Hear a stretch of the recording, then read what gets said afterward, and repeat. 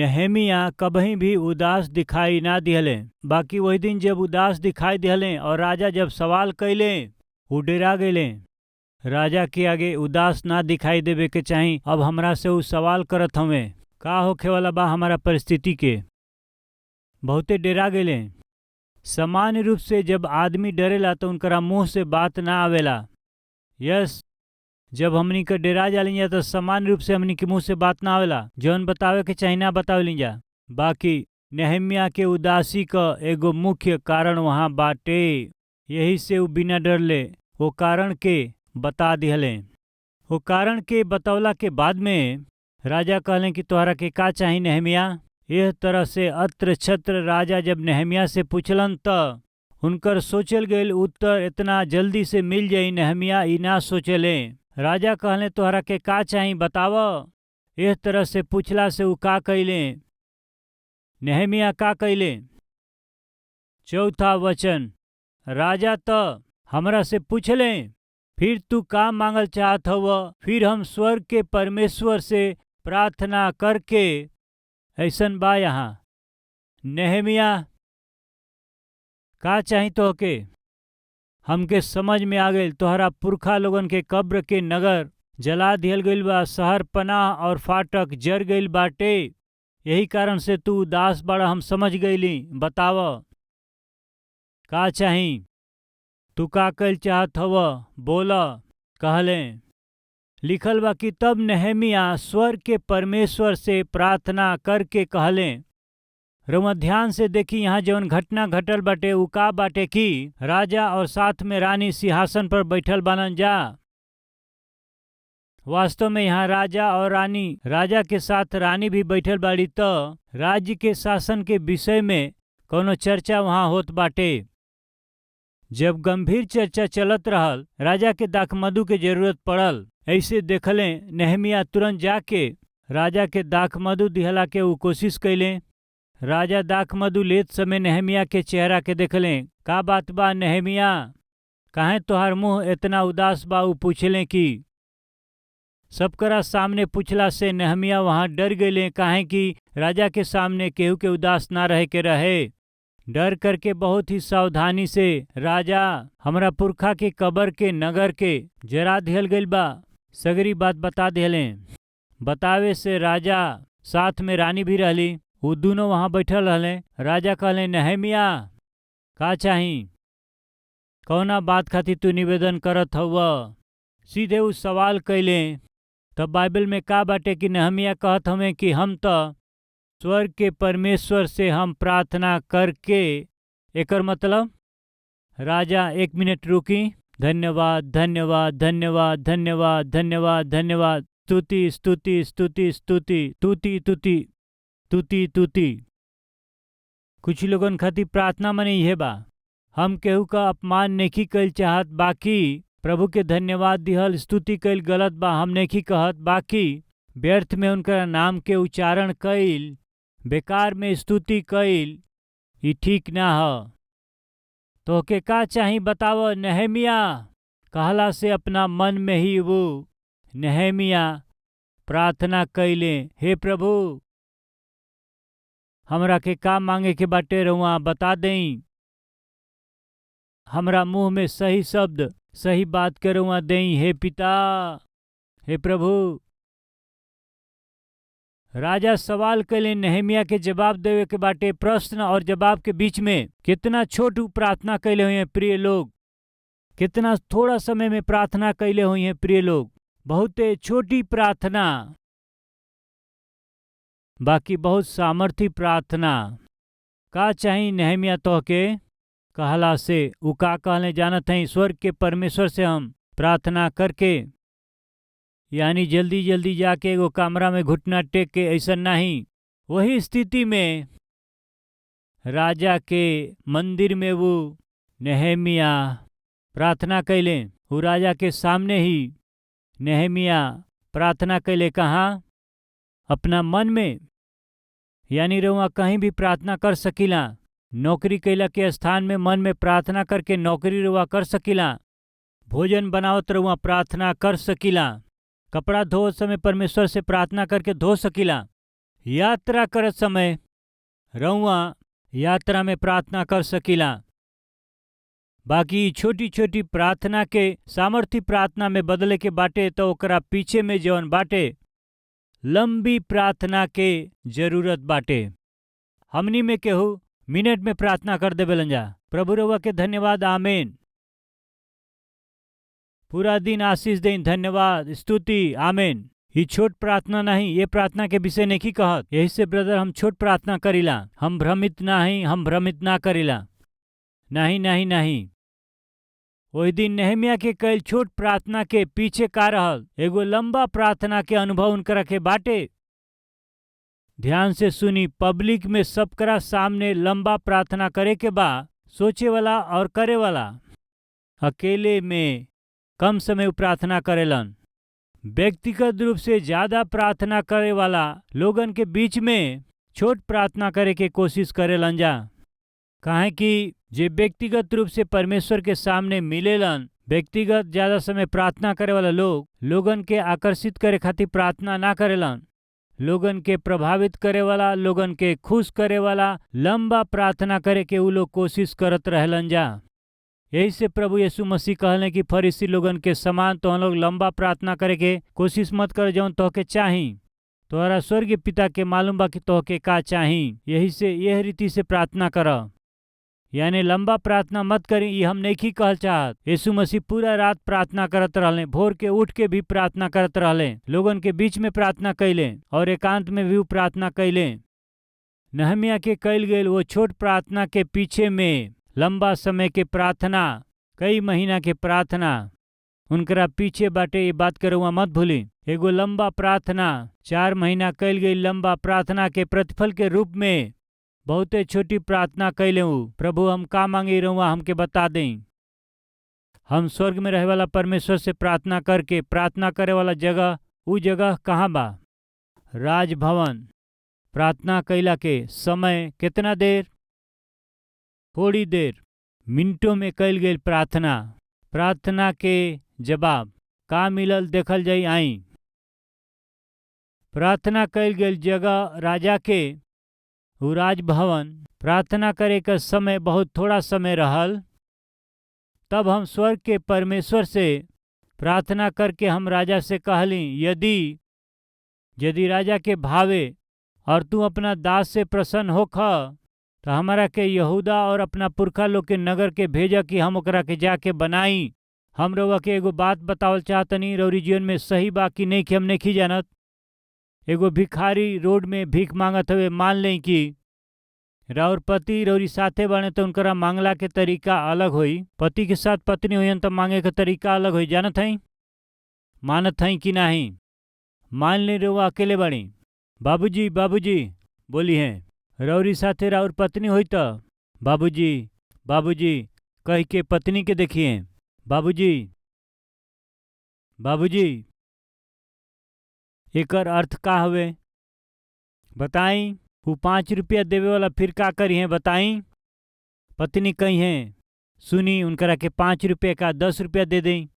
वो तो 1 रुपया ना दिए, बाकी 10 रुपया दें। ऐसे वो कही है, वो जानत हमें। यही से बाबूजी बाबूजी कहत वो पत्नी की ओर देखी हन। पत्नी का करी हन? पीछे से ऐसे करी हैं, बाइक में बैठ के ऐसे करी हैं। तब पति का करी हैं? 1 रुपया देवे वाली ऐसे करी हन तो वो 10 रुपया दे दी हैं। सामान्य रूप से पत्नी रहला से पति बहुत अच्छा बन जालन जा, हाँ या ना? ध्यान से सुनी जा। वो परमेश्वर बहुत ही ज्ञानवान बाड़े। नेहमिया के जवन कुछ भी चाही वो सब कुछ बड़ा भरपूरी से इकट्ठा करके नेहमिया के भेजे खातिर परमेश्वर समय का नियुक्त कैले। सावधानी से ध्यान दिहला से राजा के पास के बाटे? पत्नी बैठल बाड़ी, ठीक समय बाटे। पत्नी सामने बात। सामान्य रूप से राजा बहुत ही, हाँ वो बहुते अच्छा आदमी के रूप में, बहुत दान करे वाला के समान, धर्म करे वाला के समान दिखाई देवे खातिर अवसर हो सकेला। सबकरा विषय में ई ना होखेला। हम का करी कहला से तब का कहते हैं, आइए देखी जा। राजा से कहले, यदि राजा के भावे तो और यदि रउआ अपना दास से खुश होई तो हमके यहूदा और हमरा पुरखा के कब्र के नगर के भेजी, ताकि हम ओकरा के बनाई। नहमिया की प्रार्थना में बहुत ही ज्ञान बाटे। राजा, हमरा पितर लोग के कब्र के नगर जला दिहल गईल बाटे, यही से हम जाइल चाहत हई। हम जाके वो नगर के बनावल चाहत हई। कहले बाने समझ, ठीक बा, जा। ऐसन कहले। ऐसन कहला में कोनो गलती बा बोले के? ध्यान से सुनी राजा। नहमिया से पूछले समझी। राजा, हमरा पितर लोग के कब्र के नगर जरा दिहल गईल बाटे। हम वहाँ जा करके रउआ आज्ञा देव तो हम जाके वहाँ बनाई। कहले समझ, जा जा कहतन। ऐसे उन्हें मांगत का कहत हमें देखी। तू हमरा के यहूदा और हमारा पुरखा लोग के कब्र के नगर के भेज द, ताकि ओकरा के हम जाके बनाई। विनती करत हई राजा, तू हमरा के भेजला से ओ नगर के फिर से बनावे खातिर रउआ हमरा के भेजब त हम जाए भे राजा। अब ओ नगर के बनावे खातिर राजा यदि हमके भेजे तो निर्माण खातिर वस्तु के केकरा के देवे के बा? कितना ज्ञानी बड़े प्रिय लोग। कई बार हमार बच्चा आके डैडी कपड़ा खरीदब कहेलन, ठीक बा जाए कहिला। ठीक है जाए कहला से हम कहाँ जाए? कपड़ा खरीदे कहला ना, जाके खरीदा। पैसा ना देब तो हम कैसे खरीद पाई? तब का पूछे के चाही डैडी? हम कपड़ा खरीदल चाहत हई। हाँ जाई का? अब जाए कहब त का होई? पैसा देवे के पड़ी। डैडी हम कपड़ा खरीदब। खरीद ल। समझ में आइल? नेहमिया बहुत बुद्धिमानी से मांगत हूँ, हे राजा वो नगर के बनावे खातिर हमरा के भेजब त? हाँ यदि रउआ भेजब तो निर्माण खातिर जवन कुछ लागी वो सगरी भी रउए के देवे के बा।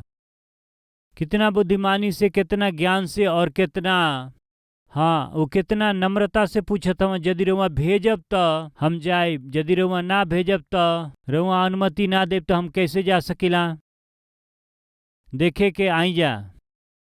यदि राजा के भाई और अपना दास से रउआ प्रसन्न होखी तो हमके यहूदा और हमारा पुरखा लोगन के कब्र के नगर के भेजी। का हुए? ताकि हम ओकरा के बना सकी। यदि राजा के भाई तो और तू अपना दास से प्रसन्न होखत, ई का सूचित करेला जानिला का? नेहमिया के जीवन में स्वयं उनकरा भीतर रहे वाला दीनता के स्वभाव के प्रकट करेला। दीनता के सूचित करेला। घमंडी लोग कुछ ना पा सकी हैं। यदि हमनी के बीच में केहू बाटे जे घमंड करे वाला बाटे तो रउआ परमेश्वर मनुष्य कुछ ना पा सकीला। काहे कि ना सुखला से पहले घमंड होखेला और महिमा पावला से पहले नम्रता होखेला। कितना नम्रता के साथ कहत हमें राजा, राजा यदि राउर दया हम पा जाई तो नगर के बनावे खातिर के का रउआ हमरा के भेजब? उस तरह से प्रार्थना करके वो निवेदन के कैले।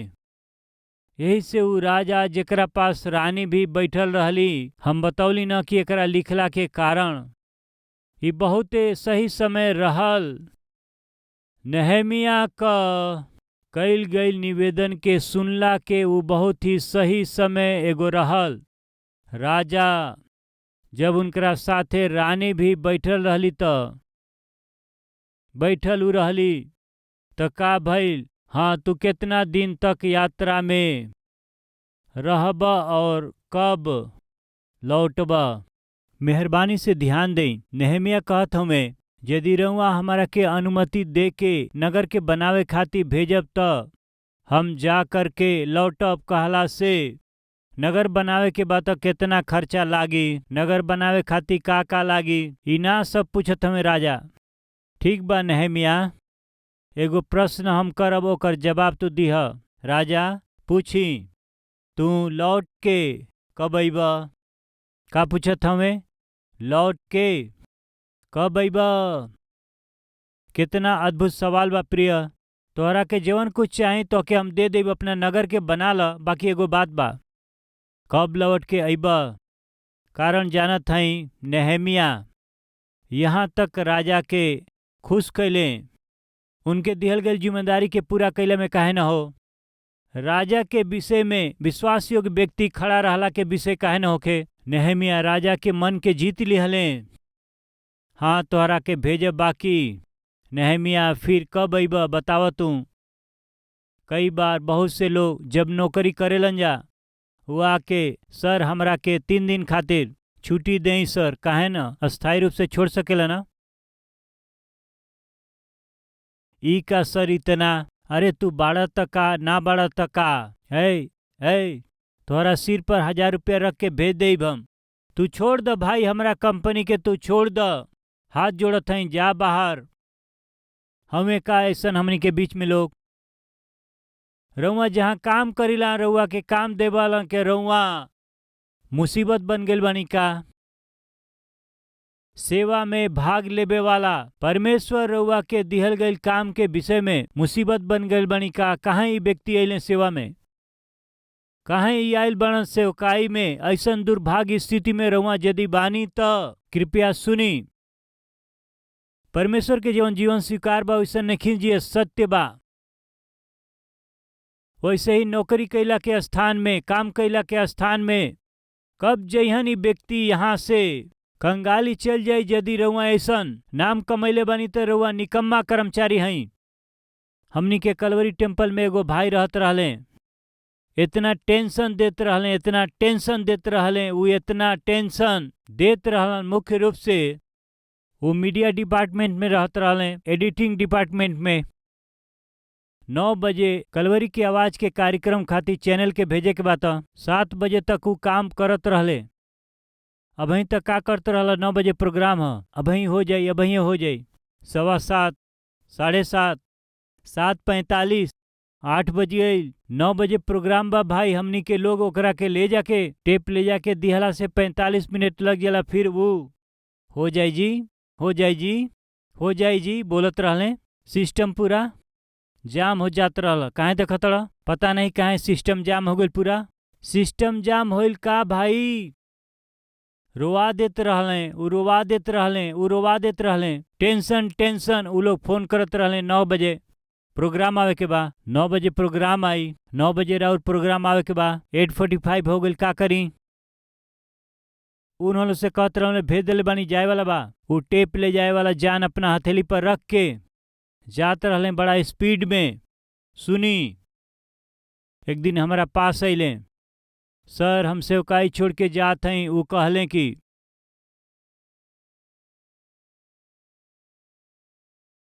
हमरा दिल के कितना शांति मिलल जानत है का। बहुत अच्छा बात बाटे भाई। हमार उद्देश्य का हुए कि अपना ही हाथ से केहू के सस्पेंड कर दिहल, केहू के हटा दिहल, केहू के निकाल दिहल बिल्कुल पसंद ना करीला। जैसे ही उ जाए के कहले त हमरा सिर के ऊपर जवन पहाड़ रहल, उ पहाड़ एक ही बार में हट गए। प्रिय लोग, सुनी मित्र लोग, वो व्यक्ति के जैला के बाद में वो डिपार्टमेंट बहुत शांत हो गई और ओकरा से बढ़ के हम बहुत शांति में रहली। मेहरबानी से ध्यान दें, नौकरी कैला के जगह होखे, सेवा कैला के स्थान वो हो सकेला, या फिर पति या पत्नी हो सकेला। मेहरबानी से सुनी, सजा के रूप में मत रही। नेहमिया हमके अनुमति देब तो हम जा करके लौट आइब। राजा कहत हमें कब लौटबा ई हमके पहले बताव। आज हमनी के बीच में कितना लोग नेहमिया की परिस्थिति में बाटे, अपना आप के जांच ले। राउर पत्नी यदि मायके जाए वो कहियन त कब अबू, मायके जाए कहला से कब अबू। 1 हफ्ता में आए, 1 हफ्ता जरूरी बाटे का, 3 दिन में आ सकेलू न। कहलन का निकम्मी 1 हफ्ता में आ जाए, फिर कहतिया 1 महीना रह सकेलू न वहाँ। हंसे वाली बहन लोग, एक बार विचार करें जा। नौकरी के विषय में हम कैंप जात हई, पापी व्यक्ति वहीं मरला से अच्छा हुई। कैंप जाए वाला व्यक्ति सीधे सीधे ऊपर चल जाए तो अच्छा बा, वापस आके हमनी के नरक दिखाई हैं। हम पूछत हई कैसन बा हमनी के जीवन। सजा के रूप में ना होके के चाहिए भाई और बहन लोग। उदाहरण खातिर एयरपोर्ट से उ पति बाहर आवत हवे, उनकरा साथे एगो और व्यक्ति उनकरा साथे आवत रहले। एयरपोर्ट से उ जैसे ही बाहर अइले जल्दी जल्दी पत्नी जाके उनकरा के गले लगा लिहली। वो तीनों बच्चा आके डैडी के जोर से गला से लिपट गईलन। उस सगरी चीज देखला के बाद साथ में रहे वाला व्यक्ति के मालूम हो गई 3-4 साल हो गए बेचारा। वो पत्नी और बच्चा लोग इनके देखला बिना 3-4 साल हो गई हुई। यही से इतना प्रेम, इतना मोहब्बत, इतना प्रेम वो दिखावत हुआ। ये सोचलें कि ऐसे डैडी से लिपट के बच्चा चुमत रहले, पत्नी भी उनकरा के चुमत रहली। देख के साथ में रहे वाला व्यक्ति कुछ समय के बाद कहलन, लगता आप अपना परिवार से 3-4 साल दूर रहुआ रहली। हाँ, यही से राउर परिवार रहुआ के देख के बहुत खुश होत बाणे, हाँ ना? ऐसे कहले। तब वो कहत हमें, ऐसन कुछ ना भाई, हम 3 दिन पहले ही कैंप खातिर विदेश गईल रहली, आज लौटल बानी। सिर्फ 3 दिन ही, 3 डेज में ही राउर पत्नी और बच्चा रहुआ के मिस कैले का? यस। आज हमनी में से कितना लोग ऐसन रहत बाटे, पत्नी लौट के अइला से काहे निकम्मी लौट के अइली ह, पति के लौट के अइला से काहे अइला हन निकम्मा, नरक दिखावे खातिर के। नौकरी से रुआ जब वापस आइला फिर निकम्मा आ गइल वापस रुआवे खातिर के। सेवकाई में से वापस अइला पर काहे आइल हवे वापस सेवकाई में। सावधान भाई और बहन लोग, ये थोड़ा भी परमेश्वर से पावल आशीष के, ये स्वीकार योग्य आशीष के ना देखावेला।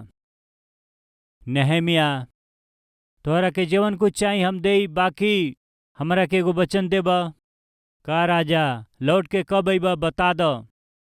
प्रिय लोग, यह हुए आत्मिकता, यह विश्वास योग्यता, ये एगो व्यक्ति में परमेश्वर निवास कैला से दिखाई देवे वाला स्वभाव है। ऐसन अनुग्रह परमेश्वर हम सब के देवे पावे। आई जे प्रार्थना करी, हर एक जन प्रार्थना में सहभागी होखी जा।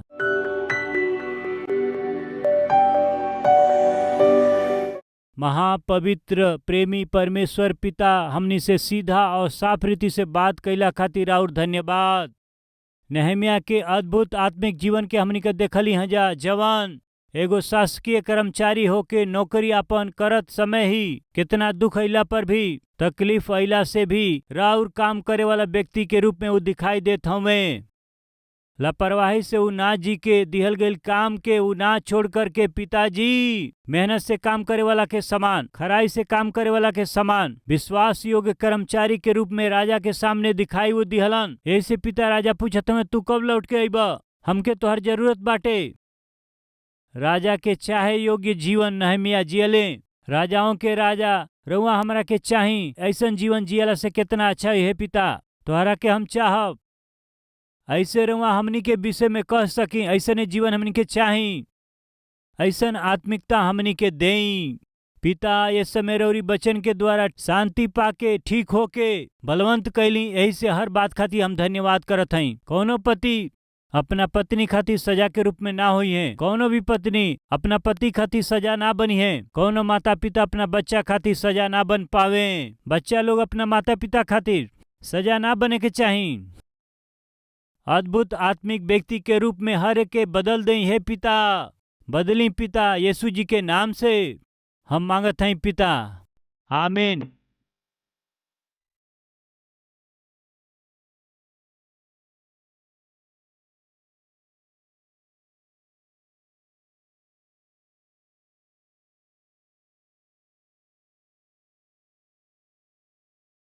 हमार पता बा Calvary post box number 30, Kukatpally, Hyderabad 72।